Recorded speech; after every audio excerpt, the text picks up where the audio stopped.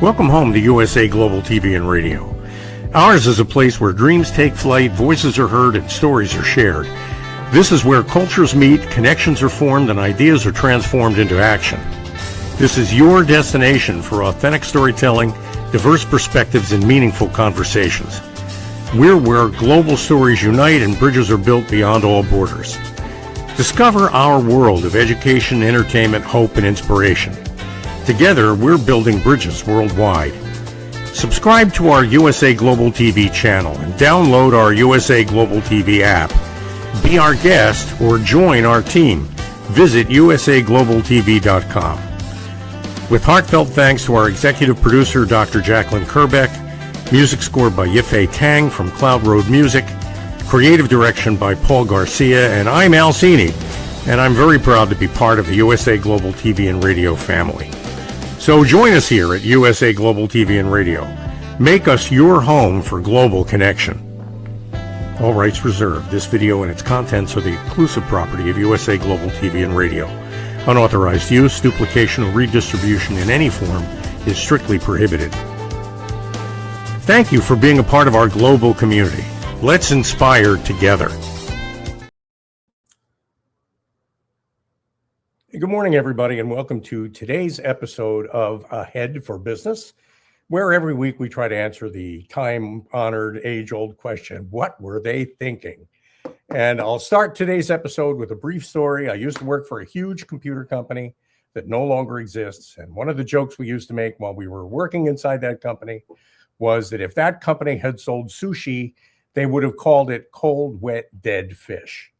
They would have been right, but nobody would have bought it. And in fact, I think that's one of the issues that kind of led to their demise eventually. So today we're going to be speaking with a great expert on the subject of emotional branding, and that is actually connecting with people to make a promise that matters to them rather than just providing them with information and literally describing what it is you do. And Kevin's going to be on in a bit, but first, please welcome my co-host, my executive producer, my boss with the hot sauce. I don't remember what radio station that was from, but here is Dr. Jacalyn Kerbeck. Good morning, good afternoon, good evening. Thank you for the introduction, Al. Very nice. How are you today? I'm doing just great. And this subject today is a subject that really matters to me because everybody thinks that answering the question, what's my ROI, is the key to making a sale. But in fact, it's my experience that people don't buy because they believe it'll make them money. People buy because they believe it'll make them something that appeals to them more emotionally and more viscerally than just the checkbook. And, that's why I think Kevin is going to have so much to offer today. I agree with you. I think people innately want to become brand ambassadors, whether they realize it or not. You want to be able to be in alignment with the things you believe in. And these are the brands that we as consumers buy every day. But most importantly, I think when it comes to our own business, what is the brand and brand recognition and the emotional attachment with or without the brands that we've created? And that's a question I know you think about all the time because you're operating so many brands now concurrently.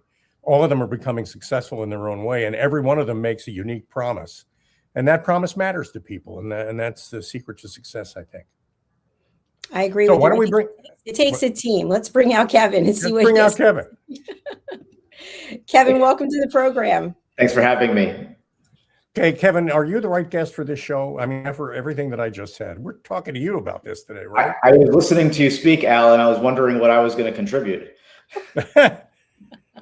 Well, the cold, wet, dead fish thing.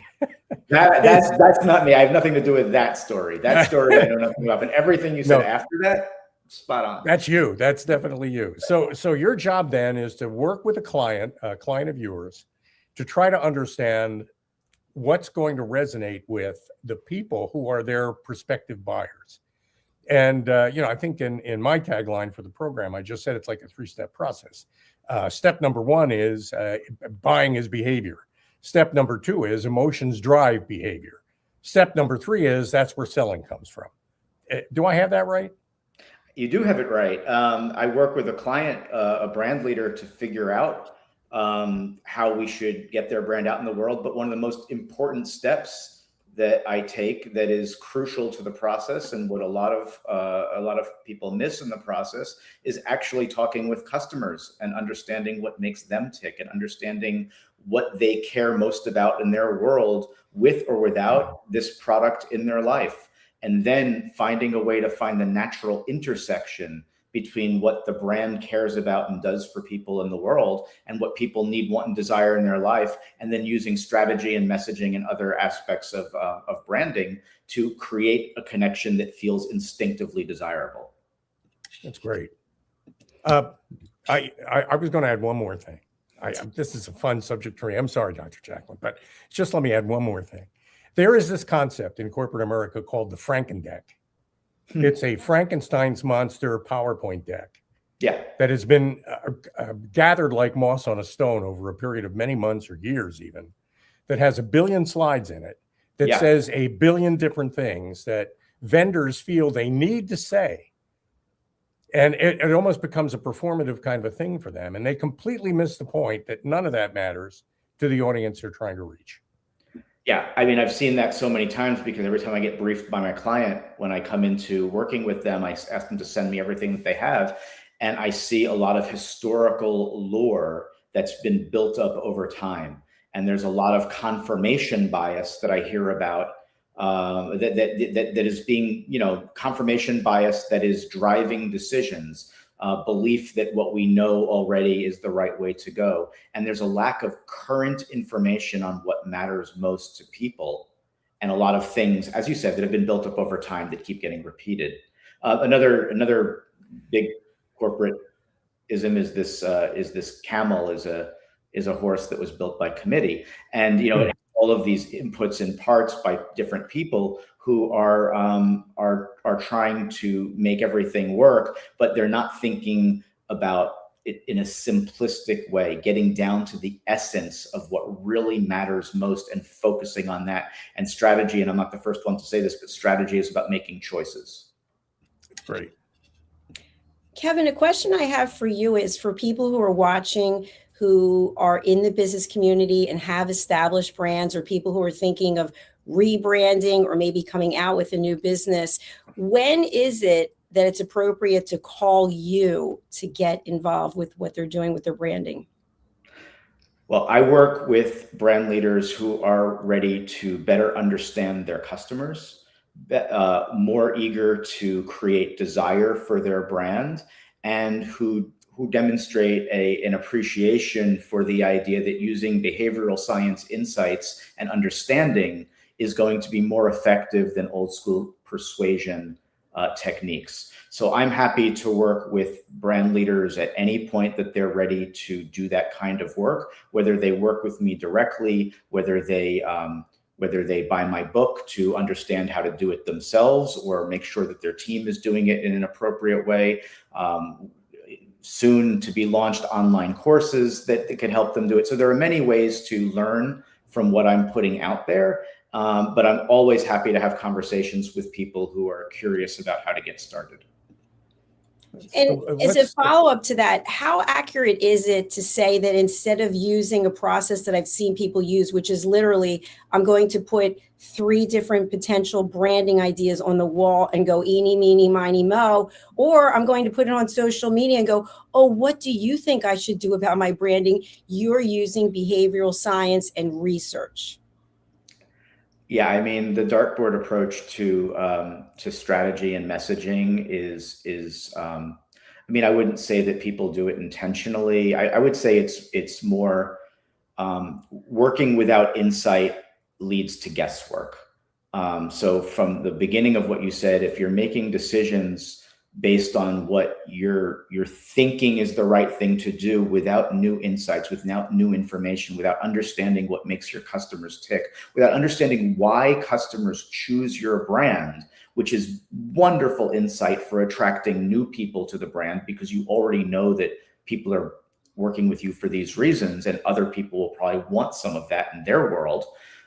If you're working without that insight, you're basically doing guesswork. And to the second thing you said, putting something on social media and polling the general population about something is not, it could be equivalent to the old cliche of like, we chose this direction because my grandmother liked it. Like you're not asking the right people and you're not asking the right questions. And that's a lot of what I do. And by bringing behavioral science understanding into the work, I'm recognizing that the way we make decisions is not always rational. In fact, most of the time it's not, and it's rooted in our instinctive emotional responses to things.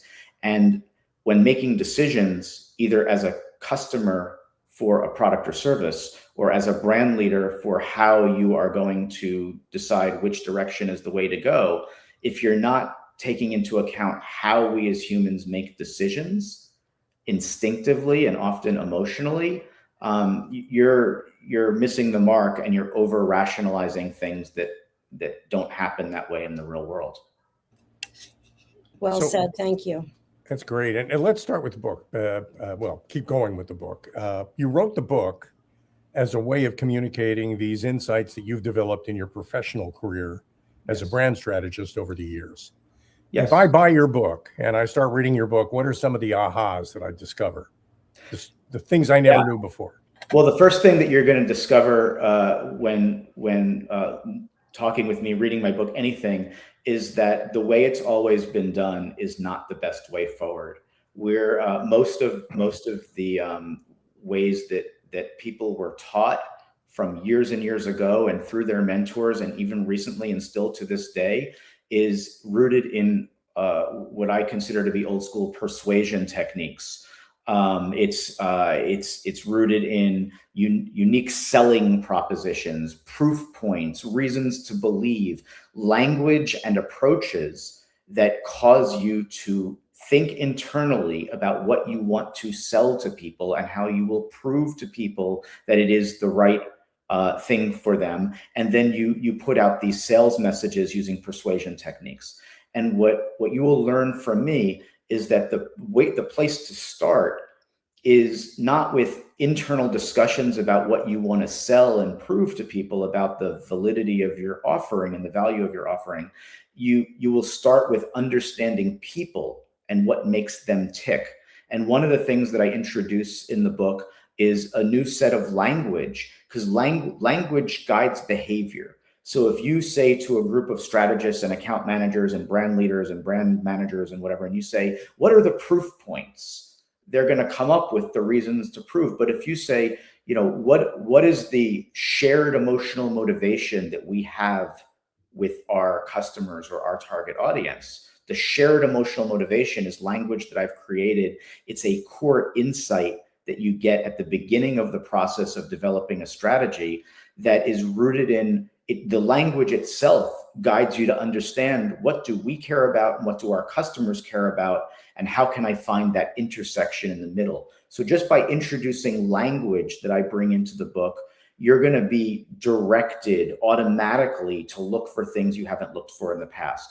Another thing is the brand idea or the tagline, and everybody knows what a brand idea and a tagline is. I combine them into one thing in my book because in traditional agency work, the account planner will come up with the brand idea and the copywriter will come up with the tagline. In my work, I combine them efficiently into one piece. And when you have a brand idea that's out in the world, generically, it's often an about us statement, about the brand statement. What I do is I provide a more tight definition, which is that it must be a compelling brand benefit and invitation. And if it's a benefit and invitation, people will see themselves in it, will feel like it was designed with them in mind, and they will find themselves compelled to check it out, as opposed to just hearing an about us statement about the brand. So the answer to your question, Al, is throughout the book, I'm bringing in ways to discover what matters most to your customers. Very specifically, I'm bringing in new language that helps guide you in a new direction versus the way it's always been done. And I'm infusing behavioral science understanding throughout. There's also 6 chapters that are very specifically and exclusively case studies of how the approach that I share throughout the book has been used and the behind the scenes conversations I've had with my clients to get to the final answers. I highly recommend the approach to anybody out there who's wondering why they're not getting the traction that they feel they deserve and that they may in fact actually deserve. I've been in so many meetings where people have just argued about which font do we use, forgetting completely the importance of the message and its resonance in the deep brain, not just the part of the brain that processes information, but the part of the brain that acts on the information it processes, that makes decisions and choices. And it's great to be talking to somebody who respects that process. So if I buy your book, I don't need you. I wrote this book. So, I mean, here's the thing. Writing a book is a very risky and vulnerable thing. I started my company just over 7 years ago, Limbic Brand Evolution. I started it after working for decades starting in advertising, 7 years at one of the largest global brand consultancies, learning the ropes of the trade, and then working at a sonic branding music studio where I learned about behavioral science and that understanding through working with some research partners who I now refer to as my behavioral science mentors. I wrote the book after several years of launching Limbic Sparks Brand Strategy that brings this new approach into the world, which I was using exclusively with my clients. And to answer your question, yes, you may not need me if you buy the book because I've given away all my secrets. I did this not exclusively as a lead generator. I did this to advance the profession of brand strategy and how we go about doing this throughout the industry. It's a very audacious thing for me to say, but I was more interested in helping brand leaders of any size company and helping consultants who are working in similar ways that I am do their work more effectively by using behavioral science. For me, it was more exciting to give away all my secrets and my approaches and share my client work in excruciating detail. Excruciating is the wrong word from an emotional perspective, but you know what I mean. In it's a good word. Great detail, engaging detail, so that I could, so that people could learn from it. So yeah, I'm not in this to keep secrets. I'm in this to give away the approach, which I do in a very detailed way. How do we as humans connect with a brand? In other words, what are some of the things that draw us in? Is it the size of the letters? I think it's the experience we get from whatever it is that we are using of the product or belonging to a certain club or something. What are your thoughts about that? Yeah, well, let's talk about the things that cause us to repel brands from us. I mean, we're no longer interested in being sold to. We're no longer interested in the constant spam that we get through our social media, in our email. We're no longer interested in people who are obviously using AI to come up with some sort of a generic message that sounds personalized when they have no clue about who you are and what you actually care about. What helps us connect with a brand is when it feels personally relevant, when it feels like it was designed with you in mind, when you have an interaction with a brand and you're like, wow, they really get me, they really care about, they understand what makes me tick. And when we start to invite them into an experience that helps them feel like you thoughtfully understood what your customers care about, and you've put together an offering and a way of communicating that draws them in because it feels relevant. So each of the things you're showing on the screen right now, these are clients I've worked with and brand ideas that we've developed. They're all examples of brand benefits and invitations that are rooted in insight about what customers of those brands care about. It also is authentically representing what the customers get from the brand. It's not some aspirational positioning that they're unable to deliver in the experience. That's insight rooted in not only what they care about, but what they're currently appreciating most about working with those companies. As you were talking, I was thinking, channeling Dr. Jacalyn, a really crappy way to start a show would be, hello, everybody. Welcome to Ahead for Business. I hope this episode finds you well. Cliche of them all. People are so sick of robotic pitches that they don't work anymore. They just don't work. And I noticed in one of your references that we just sort of scrolled through, you have a not-for-profit. These kinds of concepts are just as important in organizations that are looking to raise money other than by profiting off the sale of a product or a service. Is that right? Absolutely. I've done work with a variety of nonprofits. I'm a board member of a nonprofit called Rise at njrise.org, which is a social services nonprofit in central New Jersey. I'm a board member. I'm also the head of the Strategic Planning and Brand Development Committee, and I've been so for many years. My first client of Limbic Brand Evolution was the AT&T Performing Arts Center, which is a performing arts center nonprofit in Dallas. They have a campus, and we transformed their brand idea from staging the amazing, which to people in Dallas felt a little bit exclusive and distant, and it actually caused them to talk about their amazing performances and amazing facilities and their amazing parking garage and all of these things that made families and individuals sometimes feel it wasn't a brand for them,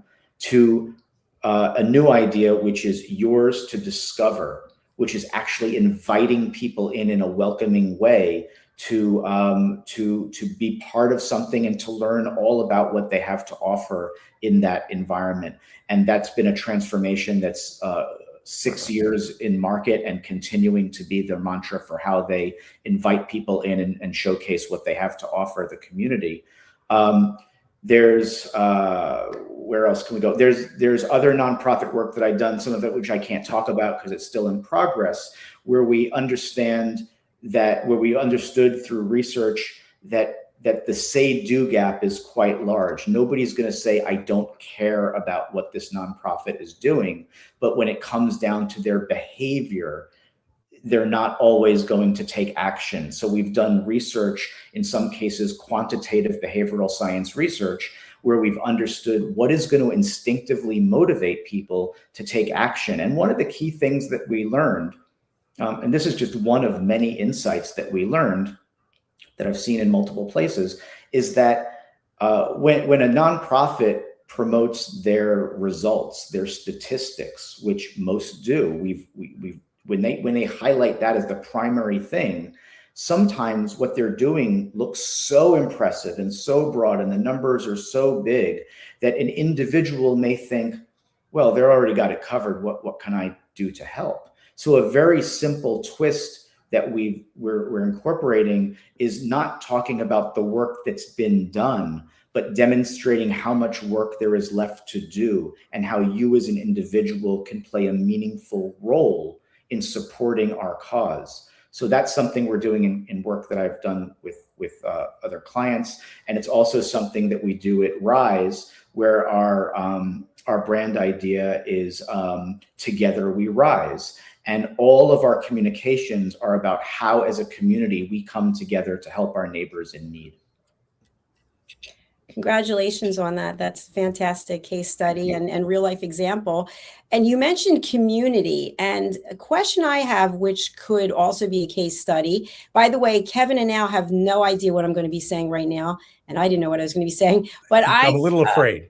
I work out religiously every day, and I've belonged to this fitness community since 2018. And long story short, when it was still owned by the founder, it was a certain way, and the founder sold it to a big corporate, and things have changed. So the name hasn't changed, and the basic environment of the studio hasn't changed, but the way they go to market and the way that I feel when I'm there has definitely changed. And so I wrote to corporate and said, hey, by the way, not sure you want people my age anymore, but probably stronger than all of them from what I've seen. And you're really kind of singling out a certain marketplace. So my question to you is, when you have a takeover or a selling, buying, a merge of a brand, do you come out to the public and say, by the way, we were focused on this, but now we're going to be focused on this. How do you, like, what is the messaging that you communicate, knowing that you may lose part of your audience? Yeah, it's a great question. And some of the answers to your question relate to brand strategy, but I think before you answer those questions, there needs to be a understanding of business strategy. Why was that merger happening? Why was that takeover done? Was it done because the company was hemorrhaging profit, hemorrhaging, expenses, and they needed to shift business strategy, and maybe the new company that's running has recognized that a particular audience segment is no longer their focus. On the other hand, if you are looking to have a change of branding but keep your customers that you currently have and make things better for them, the first step is to understand more about them and to recognize the equities and what exists that is worth preserving, and use that as a foundation for going forward before determining what needs to change. So every merger and acquisition type situation is very different, but it requires an understanding of business strategy and then customer equity and decisions around what you want to retain and what you want to shed in the new brand moving forward. And there's always risk, but if it's on strategy and there's a plan behind it, you need to take that risk and build from there. Absolutely. I appreciate that. I've decided to take my money elsewhere. And that's a very valid thing for you to do, because they did not make you feel the way you want to feel, which, by the way, how a brand experience makes us feel is the largest driver of loyalty. And you've just given us some evidence of that. And that may be a decision that you've made based on mistakes that this brand has made, or based on strategic things that they've done because they're looking for another type of customer. Absolutely.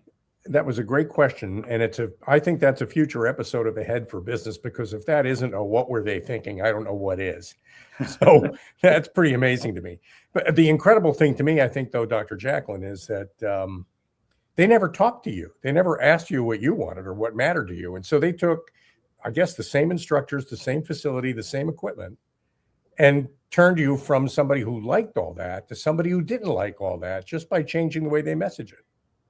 Very true. I was an unofficial brand ambassador, and people would come up to me and say, "I'd want to be next to you on the machine because you're so inspiring," wherever it was when I traveled around the world.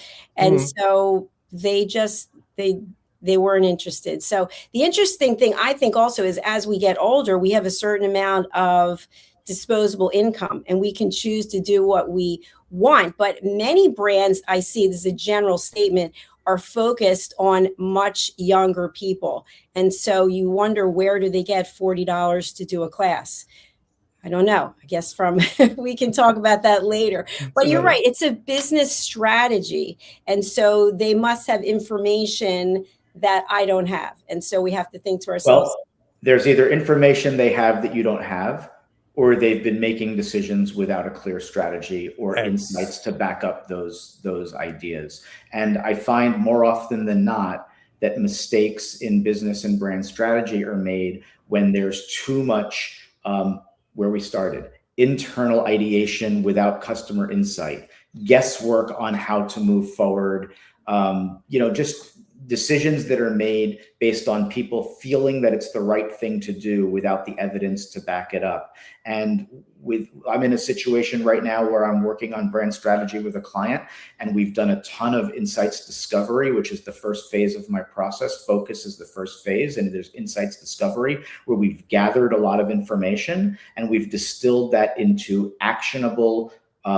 imperatives for moving forward to achieve the objectives we want and to bring in the insights that we need. And as we're evaluating strategy, we're not evaluating it against what we like and don't like necessarily. We're first evaluating it against the criteria we've set for what we need to move forward. Because sometimes what we instinctively like and don't like is rooted more in what we're comfortable with versus what makes us uncomfortable. And sometimes what makes us uncomfortable is the right way to go if there's strategy and insight to back it up. You know, I want to, we never have enough time, especially with somebody who's got as much to offer as you do. And I know we're coming up on the end of the program. Before we close, though, I want to talk about a rift that develops inside of companies, even small companies, where the people who sell what it is they have end up at odds with the people who market what it is they have. I mean, the sales and marketing teams, where your salespeople are probably best equipped to tell you how your customers feel about the experience they're getting. Most marketing people tend to turn them off and not listen to them when they start to explain that to them. And a lot of marketing people, I think, kind of drift off the rails. They end up producing content that makes salespeople angry because they can't use it to sell.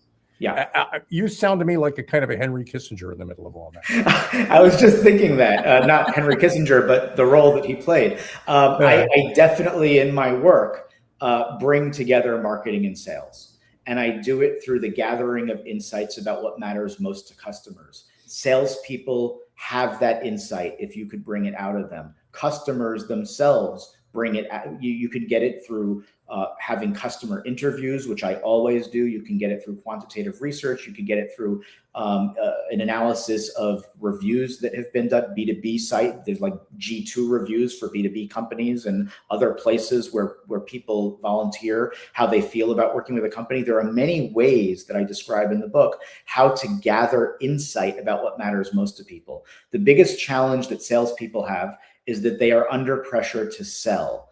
And if they don't have customer insight, they're going to work with what they've done in the past.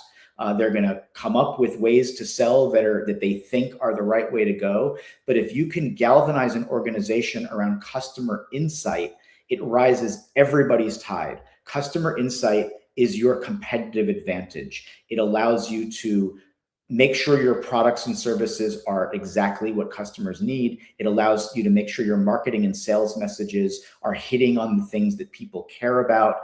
And it allows your customers to feel like you care about them because the experience they have with your company was designed with them in mind. So customer insight, especially emotional insight, which I share how to find and use in the book, is your competitive advantage in every way, shape, and form.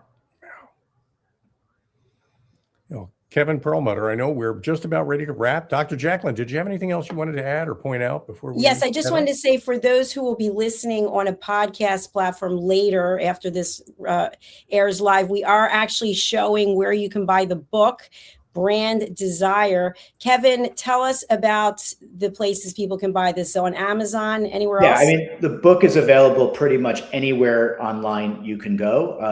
Any bookstore can sell it. But if you want to learn more about it, Amazon is one place to go, or branddesirebook.com, which is a page on my company website that goes into detail about the book and the places to get it. And then there are, of course, links to other aspects of Limbic brand evolution and the work that I do in ways. There's a section on the website called How I Can Help, which talks about the ways I can support in terms of consulting, the book. Online courses will be added to that soon, and other speaking engagements. I'm doing speaking engagements for corporations and associations. So there are many ways to access me and what I have to offer, and you can find it all there.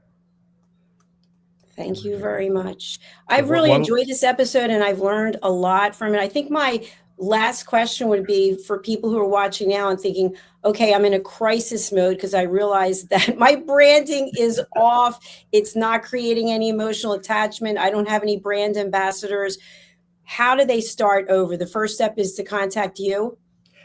You know what? I generously, sure, they could contact me and I could certainly help them if they want to do that. I would say the first place they should start is having a conversation with a few customers. Start to talk to your customers, understand, ask questions or have somebody ask questions for you. Like, why do you choose to buy from us?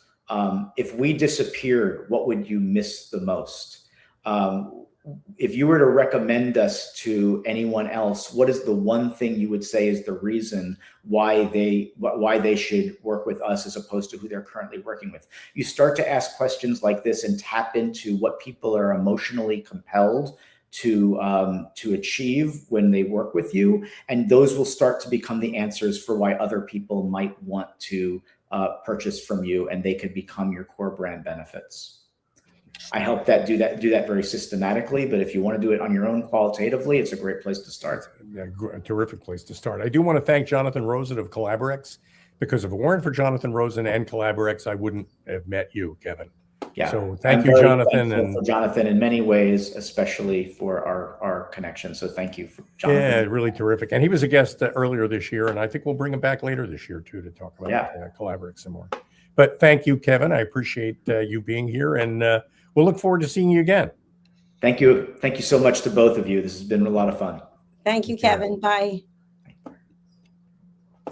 Well, what do you think? I learned quite a bit. I think branding is so important. As you know, I have multiple businesses and I'm always looking at the branding. And for USA Global TV and Radio, you may remember, because you were here in the dark ages 5 years ago, when we started out as Rapping with Dr. Jacalyn. And it's been quite a transition, as you can see this arrow going up.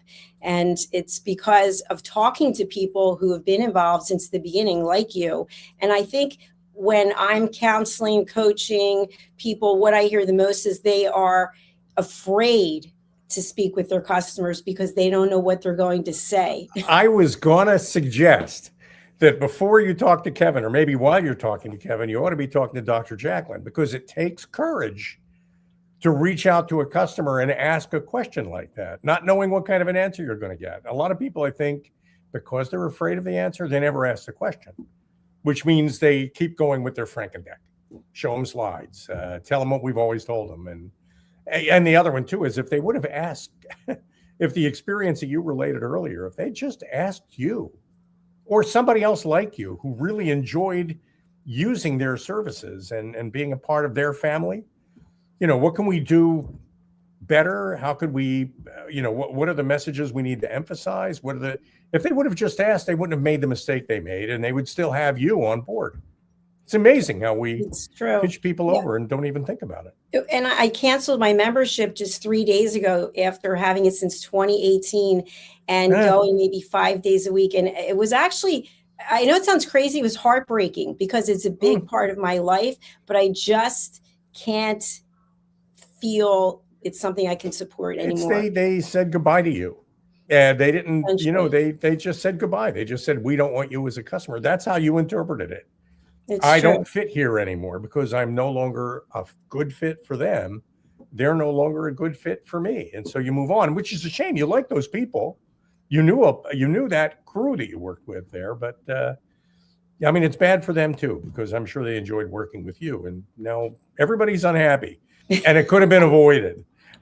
Well, as they say, the show goes on, but I want to say one comment about what you said, which is here at our television network, when I am coaching various TV show hosts, I think we have 28 now, I will say, have you watched your own programs? Oh, no, I can't watch them. You can't watch yourself, but you want other people to watch you. You are looking to grow your following, but you will not even watch. No, I'm afraid of what I'm going to see. Okay, so you're afraid. What does that mean? What if you see something you don't like? Well, I'll have to change. Okay, what does that mean? I don't want to change. Okay, there we go. There's the issue. I don't want to change. Well, okay, so you made me stop picking my nose. Thank you very much. I appreciate that. You made me stop twitching and jumping around. You made me stop clicking my pen. Thank you. I'm so happy to hear that. That pen drives me crazy. You made me do all that. And I went back and watched a couple of the episodes I did where I was clicking. I never picked my nose. But not out in public anyway. But I heard the pen clicking. I saw me twitching. That's how we improve. We help each other improve by saying things like that. It was only said with love. Thank you so much for watching. That's my story, and I'm sticking to it. Stopping the clicking. Well, my friend, it's time to close out today for our episode, so I will let you have the honors. Well, listen, this episode of Ahead for Business has been a special one for me, and I hope it's been informative and valuable to you. There are a bunch of lessons in what Kevin had to offer, and I hope one or two of them benefit you in your business or in your not-for-profit. And finally, I guess I could talk a little bit about what we do, and it's ProFit for Teams, and we're a team development experience, and We've just gone from a TM after the name to an R. We're now a registered trademark, and I think poised for a major takeoff in a very short period of time. So anyway, our whole goal is to make sure that the experience that Dr. Jacalyn related, where all of a sudden she no longer fit into the family of a company that she had been using and working with for years, that feeling of fit is critical and essential to getting a team to be more productive and to be more joyful in the work they do. And ProFit for Teams is about using behavioral science to reinforce those feelings of fit in people, to find the reason why we're a team and what is it we're about. And so I hope people will visit pro-fit4teams.com to learn more about us. Certainly connect up with me on LinkedIn. I'm easy to find. There I am. I think I'm the only Al Cini. Maybe. I don't know. I think I am. But get in there and connect with me, and let's see if we can't get to know each other. And thank you, as always, Dr. Jacalyn, for this opportunity. It's been great.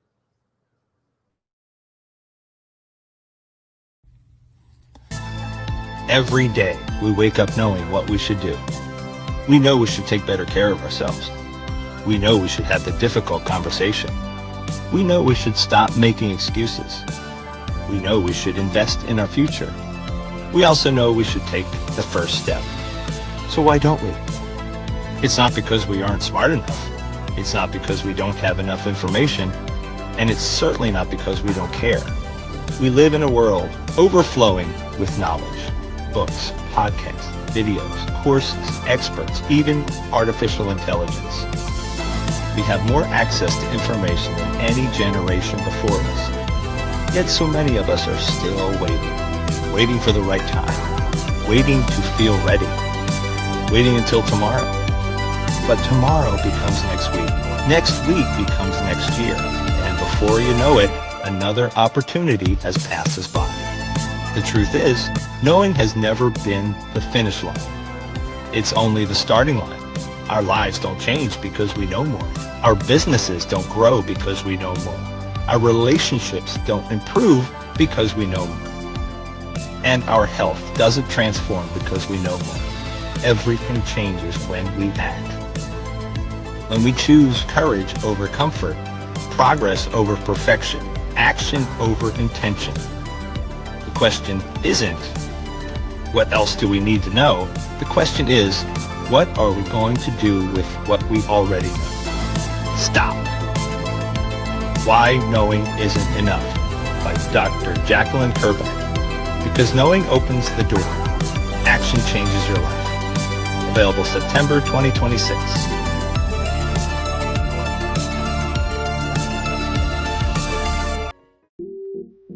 Every great story begins with a vision. At USA Global TV and Radio for years, we've been providing world-class education, entertainment, inspiration, imagination, connections, and hope. Most people don't stay to watch the outro or the credits, but it's the people behind every success, behind every breakthrough, and behind every unforgettable story who matter.